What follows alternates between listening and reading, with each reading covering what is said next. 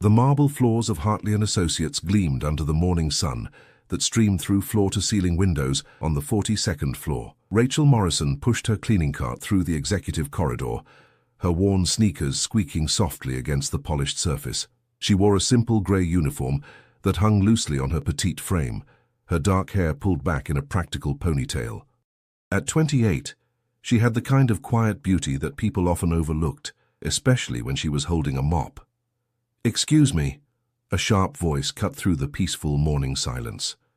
Rachel looked up to see Veronica Sterling, the company's marketing director, standing with her arms crossed. Her designer suit probably cost more than Rachel made in 3 months. "You missed a spot near the conference room yesterday," Mr. Hartley noticed. Rachel's heart skipped a beat at the mention of that name, but she kept her expression neutral. "I'm sorry, ma'am, I'll make sure it doesn't happen again." Veronica's perfectly painted lips curled into a smirk. "See that you don't. Some of us actually work for our positions here." She clicked away on her stilettos, leaving a cloud of expensive perfume in her wake. Rachel watched her go, fighting the urge to say something she'd regret. This was her choice, her decision. She took a deep breath and continued pushing her cart toward the executive offices, where the real drama of her day would unfold. The cleaning job at Hartley & Associates had been Rachel's idea, much to the initial horror of her husband, Christopher Hartley, the CEO whose name adorned the building. They'd met 3 years ago in the most unlikely of places, a soup kitchen where Rachel had been volunteering and Christopher had been fulfilling his late mother's tradition of serving meals on Thanksgiving. There had been no pretense that day, no corporate masks, just 2 people connecting over shared values and genuine conversation. Their whirlwind romance had led to a private wedding 6 months later, so intimate that only their closest family members attended. Christopher had wanted to shout their love from the rooftops, but Rachel had asked for discretion. She'd seen too many relationships destroyed by money and social status. She wanted to build something real, something that could withstand any storm. But lately, Rachel had noticed changes in Christopher. He came home later, seemed distracted during their conversations, and spent more time locked in his home office. When she'd discovered he was planning a major company merger, one he hadn't mentioned to her, she'd felt a wall growing between them, the kind of wall that money and power often built. So she'd made a decision that even now seemed either brilliant or completely insane. She'd taken a job as a night shift cleaner at his company, under her maiden name Morrison, wanting to see the world her husband inhabited when she wasn't around. She wanted to understand the pressures he faced, the people he dealt with, and maybe discover what was pulling him away from their marriage. "Well, well, if it isn't the new girl," a male voice startled her from her thoughts. Rachel turned to see Derek Chambers, one of the senior vice presidents, leaning against his office doorframe. He was handsome in a calculated way, with slicked back hair and a smile that didn't reach his eyes. "You know, you're much prettier than the last cleaning lady." "What's your name, sweetheart?" "Rachel, sir," she replied, keeping her tone professional and distant. "Rachel," he repeated, stepping closer. "You know, I often work late, very late. Perhaps you'd like to help me with some special projects?" His implication was clear, and Rachel felt her skin crawl. "I'm just here to clean, sir," she said firmly, maneuvering her cart to put distance between them. Derek's expression darkened. "Don't get too high and mighty. You're just the help. Remember that." As he disappeared into his office, Rachel gripped the handle of her cart tightly. In the 3 weeks she'd worked here, she'd encountered more condescension, casual cruelty, and outright harassment than she'd experienced in her entire life. These were the people her husband worked with every day. These were the individuals who smiled at Christopher during board meetings while treating the staff like invisible servants. The worst part was watching Christopher himself in this environment. Twice she'd seen him walk past while she was cleaning, and both times he'd been so absorbed in conversation with executives that he hadn't even glanced her way. She understood why. He had no reason to look closely at the cleaning staff, but it still stung. "Move it, would you?" another voice snapped. This time it was Patricia Hendricks, the head of Human Resources, a woman who should have been an advocate for all employees, but instead seemed to relish her power over the lower-level staff. "Some of us have actual work to do, unlike you people who just push around mops all day." Rachel stepped aside, letting Patricia stride past with her nose in the air. She wondered what Patricia would say if she knew that the mop pusher she'd just insulted was married to the man who signed her paychecks. The morning shift was ending, and Rachel needed to finish the executive floor before the full staff arrived. She made her way to Christopher's office, her heart always beating a little faster when she entered his professional sanctuary.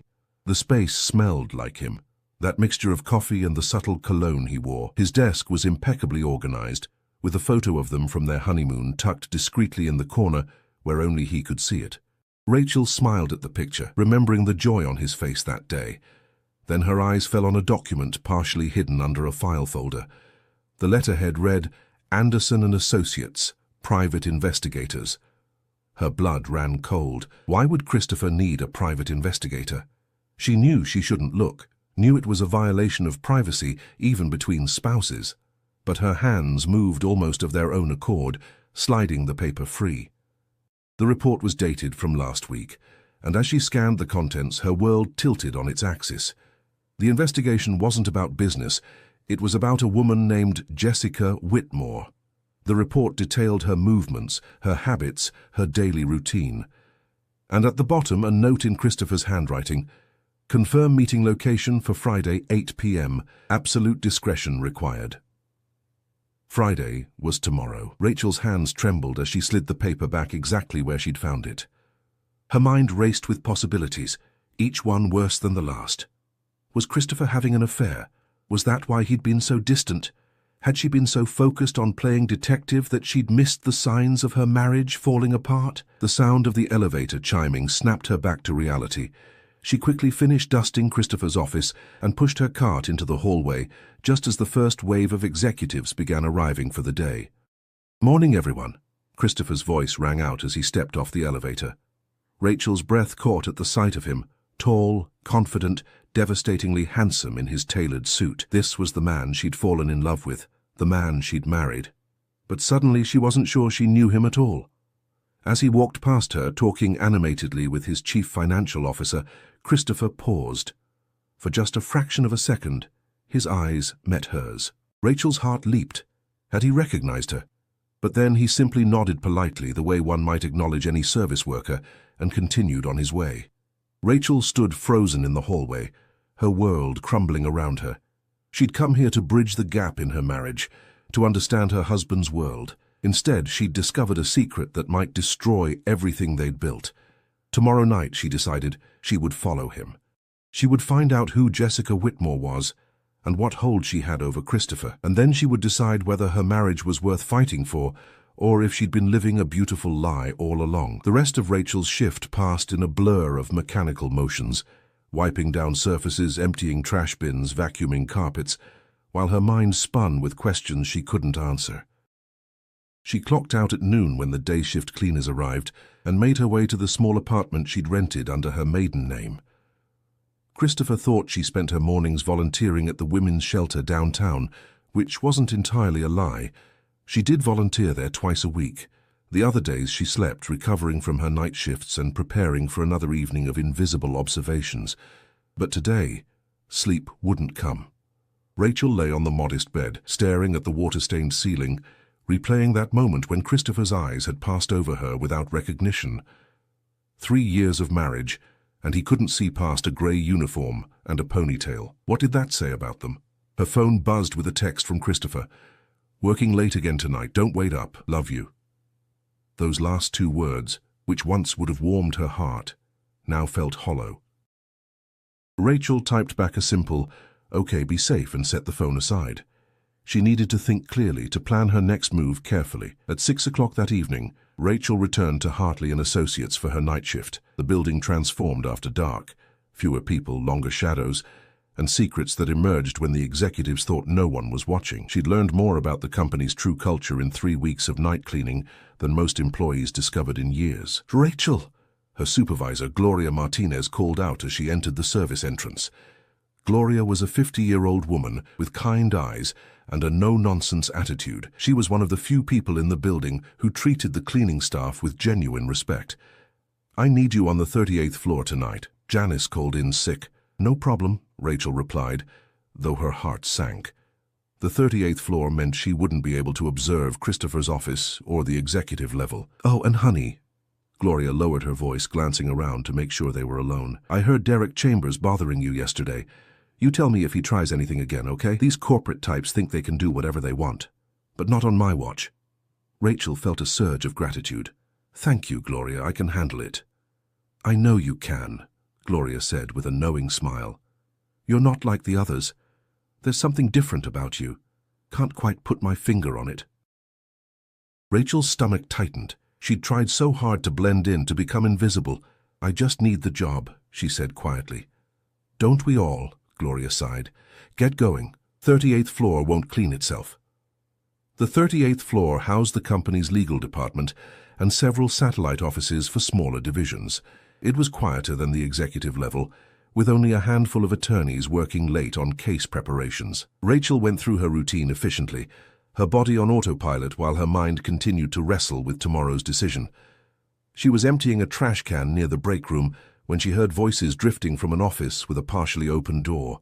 Something about the hushed, urgent tone made her pause. "Can't believe Hartley is going through with this," a male voice said. "The merger with Whitmore Industries will destroy half our partnerships." Rachel's ears perked up. Whitmore Industries. Jessica Whitmore.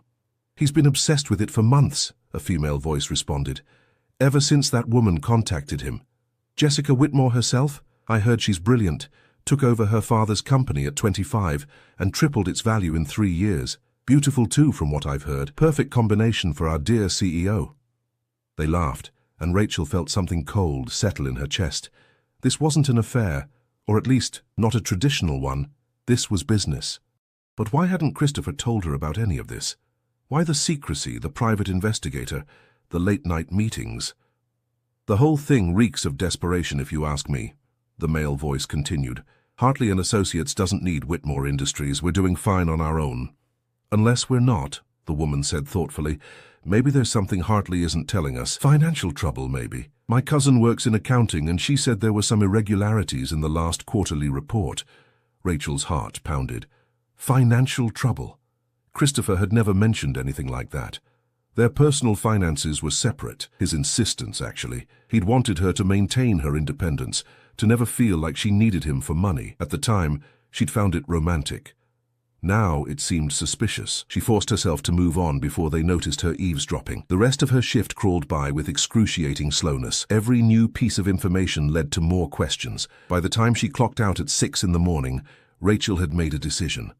She wouldn't wait until Friday night to follow Christopher. She would go home, confront him directly, and demand the truth. Their marriage couldn't survive on secrets and silent observations. She'd been foolish to think playing detective would solve anything. Rachel arrived at their penthouse apartment in the exclusive Riverside district just after 7. She used her key quietly, not sure if Christopher would still be asleep or if he'd already left for an early meeting. The apartment was silent, decorated in the modern minimalist style Christopher preferred. All clean lines, neutral colors, and expensive art that Rachel had never really understood. She found him in the kitchen, already dressed in another impeccable suit, drinking coffee and reading something on his tablet. He looked up when she entered, and for a moment genuine warmth filled his eyes. "Rachel, I thought you'd still be at the shelter." He set down his tablet and crossed to her, pulling her into an embrace. She breathed in his familiar scent, feeling the solid warmth of him, and almost lost her nerve. Almost. "Christopher, we need to talk," she said, pulling back to look at his face. His expression shifted, becoming guarded. "That sounds ominous. What's wrong?" "Who is Jessica Whitmore?" The color drained from Christopher's face. For several long seconds, he just stared at her, and Rachel watched a dozen emotions flicker across his features. Surprise, fear, guilt, resignation. "How do you know about Jessica?" he asked finally, his voice barely above a whisper. "Does it matter?"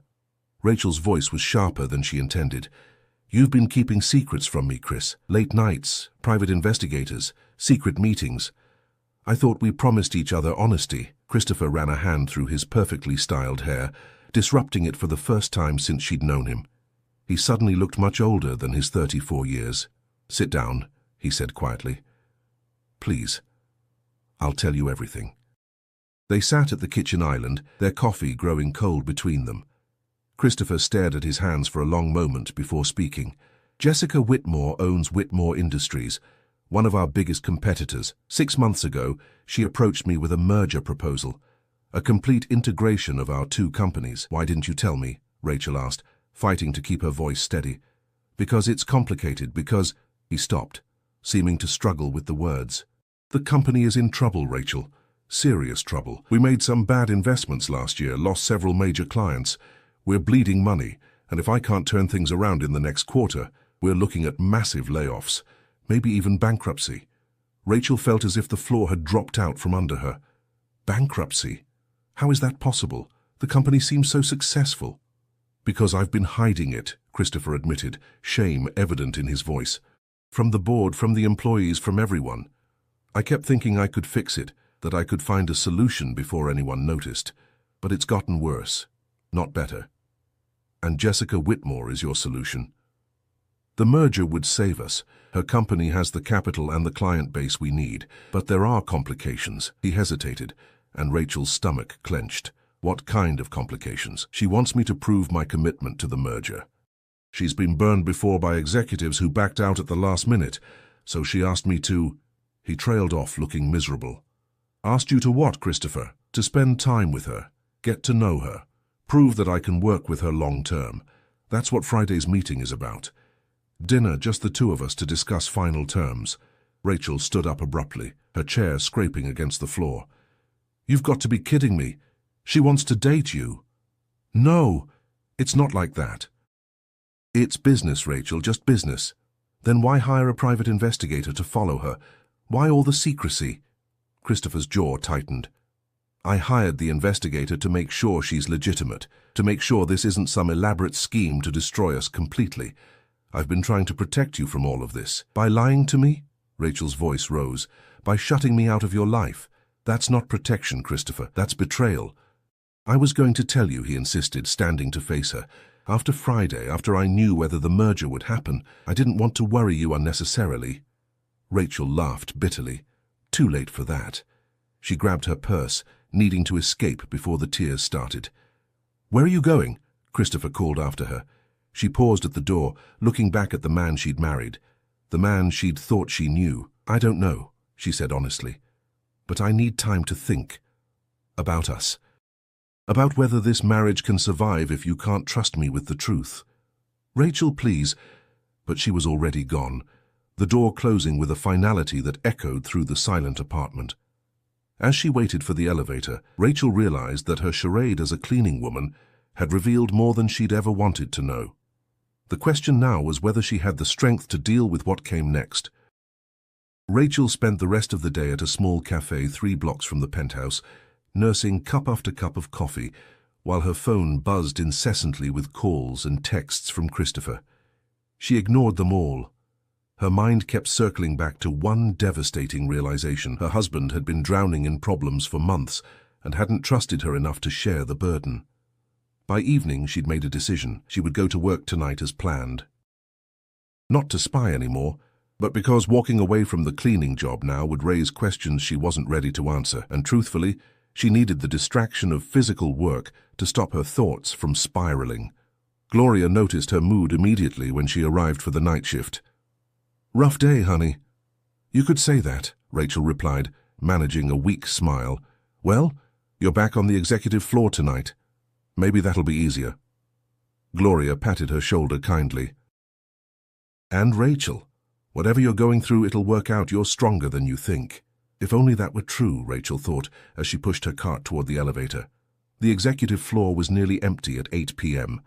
Most of the staff had gone home, leaving only the workaholics and those desperately trying to impress their superiors. Rachel moved through her routine mechanically, cleaning conference rooms and offices while carefully avoiding Christopher's suite. She was wiping down the break room counter when she heard Derek Chambers' voice echoing from down the hall. He was on his phone, and he didn't sound happy. I don't care what Hartley promised you, Derek snarled. That merger is a mistake, and I'm going to make sure it doesn't happen. No, I have leverage, trust me, the wife, I'm telling you. There are rumors about his personal life that could tank this whole deal if they got out at the right time. Rachel froze, her cloth suspended mid-wipe. Derek was plotting against Christopher, and he knew something about a wife, about her. Jessica Whitmore won't want to merge with a company whose CEO is embroiled in scandal, Derek continued. All I need is proof, and I know exactly where to find it. Yeah, Friday night. Let him have his little dinner meeting. By Monday morning, the board will be demanding his resignation. Rachel's hands trembled with rage. Whatever problems she and Christopher were having, they were private. The idea of Derek weaponizing their marriage to destroy Christopher's career made her blood boil. She finished cleaning the break room and hurried toward Christopher's office, her earlier resolve to avoid it forgotten. She needed to know what Derek might have found, what ammunition he planned to use. Christopher's office was dark, but light spilled from the conference room next door. Through the glass wall, Rachel could see him sitting alone at the long table, his head in his hands. He looked utterly defeated, nothing like the confident CEO who commanded respect every morning. Before she could talk herself out of it, Rachel knocked softly on the door. Christopher looked up, startled. Yes? Oh, I'm sorry. I'll get out of your way. He stopped mid-sentence, his eyes widening. Rachel? She stepped into the room, pulling off the baseball cap she wore as part of her uniform. Hi. Why are you... Christopher stood up slowly, staring at her as if she might be a hallucination. Is that a cleaning uniform? I've been working here for 3 weeks, Rachel said quietly. Night shift. I wanted to understand your world better, to see what was pulling you away from me. Christopher's expression cycled through shock, confusion, and something that might have been admiration. You've been here the whole time. I've walked past you. Several times, Rachel confirmed. You never looked closely enough to recognize me. He crossed the room until he stood just inches away, his eyes searching her face. I'm an idiot. Yes, she agreed. But so am I. I should have just talked to you instead of playing spy games. I should have trusted you with the truth about the company, Christopher countered. About everything. Rachel, I'm so sorry. I thought I was protecting you, but I was just pushing you away. I heard Derek Chambers on the phone just now, Rachel said, deciding to focus on the immediate crisis. He's planning to sabotage your merger, something about exposing scandals in your personal life to turn Jessica Whitmore against you. Christopher's jaw clenched. Derek's been fighting this merger from the beginning. He thinks it'll diminish his position in the company. But what scandal? We've kept our marriage completely private. I don't know, Rachel admitted, but he seemed confident he could find something by Friday. They stood in silence for a moment, the weight of the day's revelations settling between them. Finally, Christopher reached out and took her hand. Come with me Friday night, he said suddenly, to the dinner with Jessica, as my wife. Rachel pulled back, surprised. What? You said she wanted you to come alone. She wanted me to prove my commitment to the merger. What better way than introducing her to my wife, showing her that I have stability, partnership, someone who supports me through difficult decisions. Christopher's eyes brightened with the first spark of hope she'd seen all day. And it would completely derail whatever Derek is planning. He can't create a scandal about a secret marriage if it's not secret anymore. You want to go public? Rachel felt her heart racing. Christopher, that changes everything. Everyone will know. The employees here, the press, society pages. I know, he said firmly, and I should have done it 2 years ago. I let you convince me that privacy was best, but the truth is, I was being selfish. I liked having you as my safe haven, separate from all this corporate madness, but that wasn't fair to you, and it's not fair to our marriage. Rachel thought about the past 3 weeks, the condescension, the harassment, the casual cruelty she'd witnessed. She thought about Veronica Sterling's smirk, Derek Chambers' inappropriate advances, Patricia Hendricks's dismissive attitude. Part of her wanted to see their faces when they learned the truth, but that wasn't why she should agree. The question was whether she still trusted Christopher, whether their marriage could survive this crisis. I need you to promise me something, she said slowly. No more secrets. Not about the company, not about Jessica Whitmore, not about anything. We're partners, Christopher. Equal partners. That means you don't get to decide what I can and can't handle. I promise, Christopher said immediately. Complete transparency from now on. Starting right now. Do you want to see the financial reports? All of them? Rachel shook her head. Tomorrow. Tonight, I just want to know one thing. Do you love me? Really love me, not just the idea of me as your escape from all this. Christopher cupped her face in his hands, his thumbs brushing away tears she hadn't realized were falling. Rachel Morrison Hartley, you are the best decision I've ever made. The smartest, strongest, most incredible woman I've ever known. And yes, I love you. So much it terrifies me sometimes. Then kiss me, she whispered, and tomorrow we'll figure out how to save your company together. He did, and for the first time in months Rachel felt the walls between them crumbling. They had a long way to go, difficult conversations ahead, and a merger dinner that could determine their future, but they would face it together. A polite cough from the doorway broke them apart. Gloria stood there with her arms crossed, a knowing smile on her face. "So," Gloria said dryly, "this explains a lot. Mrs. Hartley, I presume?" Rachel laughed, feeling lighter than she had in weeks. "Guilty. Gloria, I'm so sorry for the deception. Honey, I've worked in corporate America for 30 years. I've seen everything. And honestly," Gloria's smile widened, "I can't wait to see Derek Chambers' face when he finds out he's been sexually harassing the boss's wife." Christopher's expression darkened. "He what?" "Tomorrow," Rachel said firmly, squeezing his hand. "We deal with Derek and everything else tomorrow. Right now, I need to finish my shift, and you need to go home and get some sleep." "You look terrible. Only if you come home with me," Christopher countered. Rachel glanced at Gloria, who waved her hand dismissively. "Go. I'll clock you out. Consider it a wedding present, even if I'm 3 years late." As they rode the elevator down together, Christopher said, "You know, you never told me why you chose a cleaning job specifically. You could have taken any position in the company." Rachel smiled.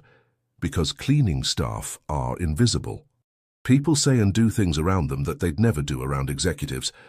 I learned more about this company's culture in 3 weeks as a cleaner than I ever would have learned in 3 years as your acknowledged wife." "And what did you learn?" "That you need to fire about half your executive team," Rachel said bluntly, "and that the people who really run this company, people like Gloria, deserve a lot more respect and compensation than they're getting." Christopher was quiet for a moment, then nodded slowly. "You're right about all of it, so here's my proposal. After we deal with Jessica and the merger, you help me rebuild this company's culture. Use what you've learned. Make it better." "I'm not a businesswoman, Chris." "No, but you're a humanitarian, and maybe that's exactly what this company needs." They emerged from the building into the cool night air, hand in hand, ready to face whatever came next. Rachel looked back at the gleaming tower of Hartley & Associates and smiled. In 3 days, she would walk back through those doors, not as an invisible cleaning woman, but as the CEO's wife. And she had a feeling that quite a few people were going to have a very bad day. But first, she and Christopher had a marriage to repair and a company to save. In that order. Friday arrived with the weight of inevitability. Rachel spent the morning at the penthouse with Christopher, poring over financial documents and merger proposals. The situation was worse than he'd initially admitted. The company had perhaps 6 months before insolvency became unavoidable. The Whitmore merger wasn't just a good opportunity, it was their only lifeline. "Jessica arrives at 7, Christopher said, reviewing his notes for the 10th time. "The reservation is at Maison Rouge.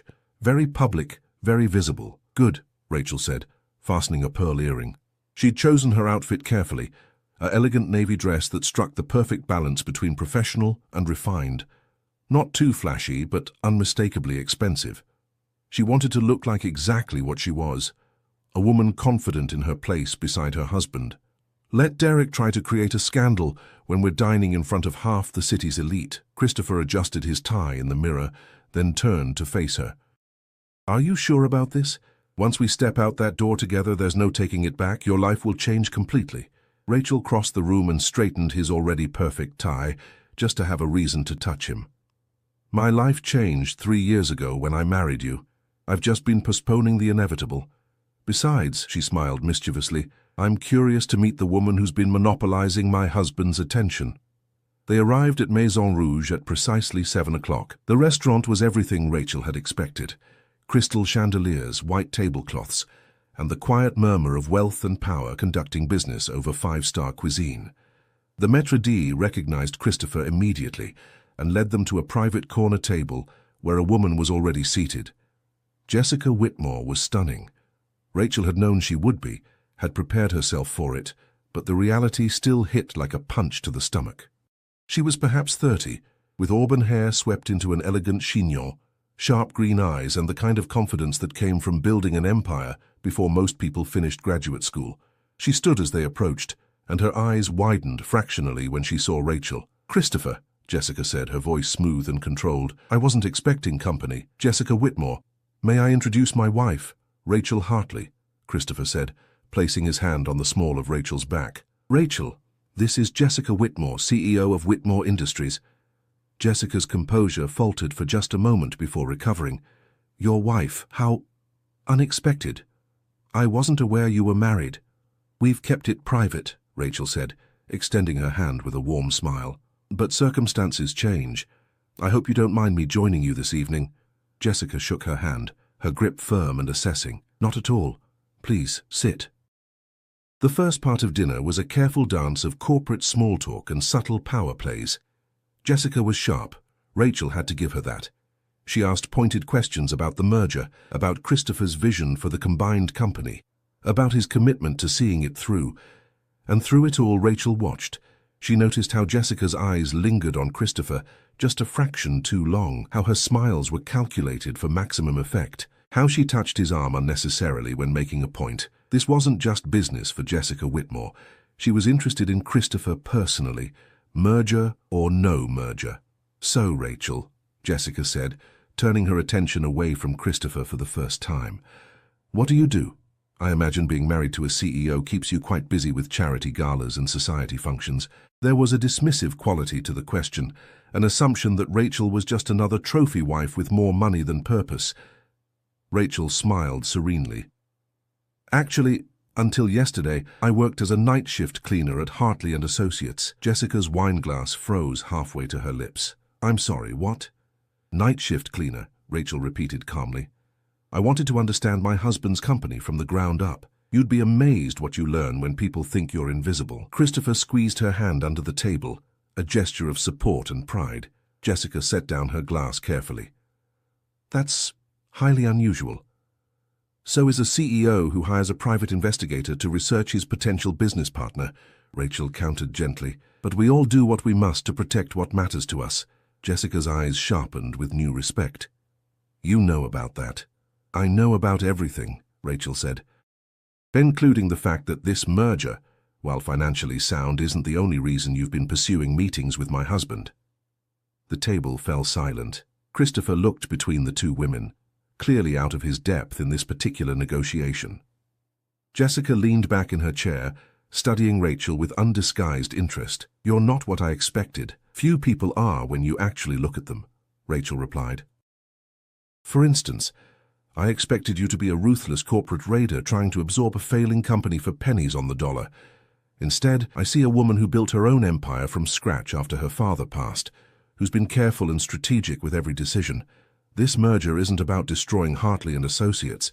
It's about building something bigger than either company could achieve alone. Jessica's expression softened almost imperceptibly. You did your homework too. I had 3 weeks of night shifts and access to a lot of confidential files, Rachel said with a slight smile. I learned to be resourceful. I can see that. Jessica turned to Christopher. You're a lucky man, Mr. Hartley. Your wife is far more perceptive than you gave her credit for. Believe me, Christopher said, squeezing Rachel's hand again. I'm well aware. Jessica took a long sip of her wine, and when she set the glass down, her entire demeanor had shifted. All right. Cards on the table. Yes, I was attracted to you, Christopher. You're intelligent, successful, and genuinely care about your employees in a way most CEOs don't. I thought perhaps we could build something together, professionally and personally. Rachel felt Christopher tense beside her, but she remained calm. But, Jessica continued, looking directly at Rachel, I'm not interested in breaking up a marriage, especially not one that clearly has real substance. My interest was based on the assumption you were another emotionally distant workaholic. Clearly I was wrong. So where does that leave the merger? Christopher asked, his voice tight. Jessica pulled a folder from her bag and slid it across the table. The merger stands. The terms I originally proposed were fair, and they remain fair. Whitmore Industries gets 40% ownership, you maintain majority control and the CEO position. We pool our resources and client bases, and we both come out stronger. Rachel opened the folder, scanning the documents with the financial literacy she'd developed over the past few days of intensive study. The terms were generous, more generous than they had any right to expect given their desperate situation. Why? Rachel asked. Why offer us this when you know we have no leverage? Jessica smiled, and for the first time it seemed genuine. Because I've been where you are. When my father died, the company was in chaos. People tried to take advantage to buy us out for nothing. One person gave me fair terms and a chance to prove myself. I swore I'd pay that forward." She paused. "And because you've just proven something important. Any company whose CEO's wife is willing to work as a cleaner, to understand the business, that's a company worth saving." Rachel felt tears prickling her eyes, but refused to let them fall. "Thank you." "Don't thank me yet. We have a lot of work ahead of us." Jessica stood, gathering her things. "I'll have my lawyers send over the final contracts Monday morning, but there's one condition." "What's that?" Christopher asked, standing as well.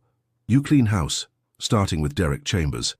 I've heard rumors about his behavior, and I won't enter a partnership with a company that tolerates harassment and toxic leadership." "Already planned," Rachel said firmly, along with some other major cultural changes.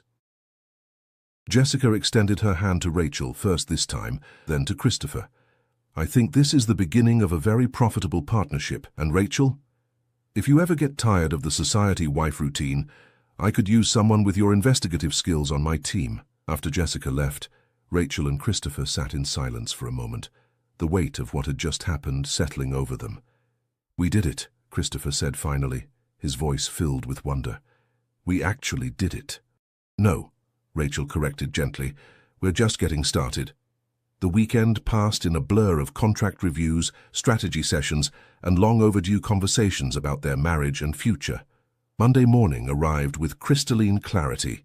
Rachel stood beside Christopher in the elevator to the 42nd floor, wearing a different kind of uniform now, a tailored suit that announced her position without apology. When the doors opened, Gloria was waiting with a knowing smile. "Welcome back, Mrs. Hartley, though I have to say I'm going to miss having you on the cleaning crew." "Who says I'm gone?" Rachel replied.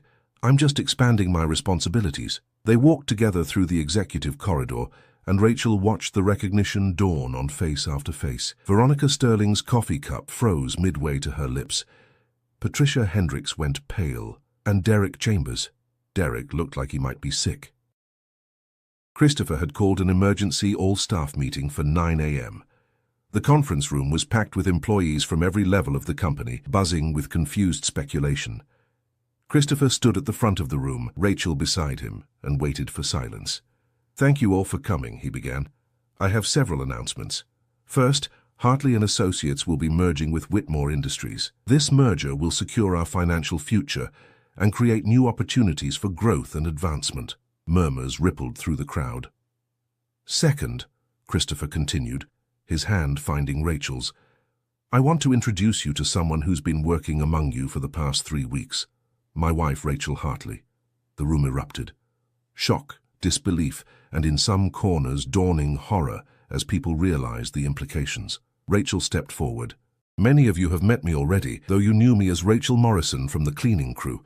I took that position to better understand this company and the people who make it run. What I found was disturbing." She let her gaze sweep across the room, landing on specific faces. "I witnessed harassment, discrimination, and casual cruelty toward staff members who work just as hard as anyone else in this building. That ends today." Christopher took over. "Effective immediately, Derek Chambers is terminated for harassment and insubordination. Patricia Hendricks is being demoted and will undergo mandatory sensitivity training. And we're implementing a new employee respect initiative developed by my wife that will ensure every person in this company is treated with dignity regardless of their position." Derek stood abruptly. "You can't do this. I'll sue for wrongful termination." "Please do," Rachel said calmly. "I have 3 weeks of documented incidents, witness statements from other employees and security footage. I'm sure a jury would be very interested." Derek's face went from red to white. He stormed out without another word. The meeting continued for another hour, with Christopher and Rachel outlining the changes coming to the company culture, the merger details, and their vision for the future. By the time it ended, Rachel could see a shift in the room, hope cautiously emerging that things might actually change. As employees filed out, Gloria approached with several other cleaning staff members. "Mrs. Hartley," Gloria said formally, though her eyes twinkled. "On behalf of the facilities department, thank you. Nobody's ever stood up for us like that before." "You're the backbone of this company," Rachel replied. It's past time everyone recognized that. Later that evening, Rachel and Christopher stood in his office, their office now as she'd been given the title of Chief Culture Officer, looking out over the city lights. "Do you regret it?" Christopher asked. "Any of it?" Rachel thought about the condescension, the harassment, the heartbreak of discovering her husband's secrets. She thought about Jessica Whitmore's unexpected integrity, Gloria's kindness, and the chance to actually make a difference. "No," she said finally. "Every bit of it brought us here. To a stronger marriage, a better company, and a future we're building together." Christopher pulled her close, and they stood together in comfortable silence, watching the city pulse with life below. Tomorrow would bring new challenges, the merger process, cultural transformation, and the ongoing work of rebuilding trust. But they would face it as partners, equal and united. And somewhere in the building, 42 floors below, the night shift cleaning crew was beginning their work, visible now in ways they'd never been before.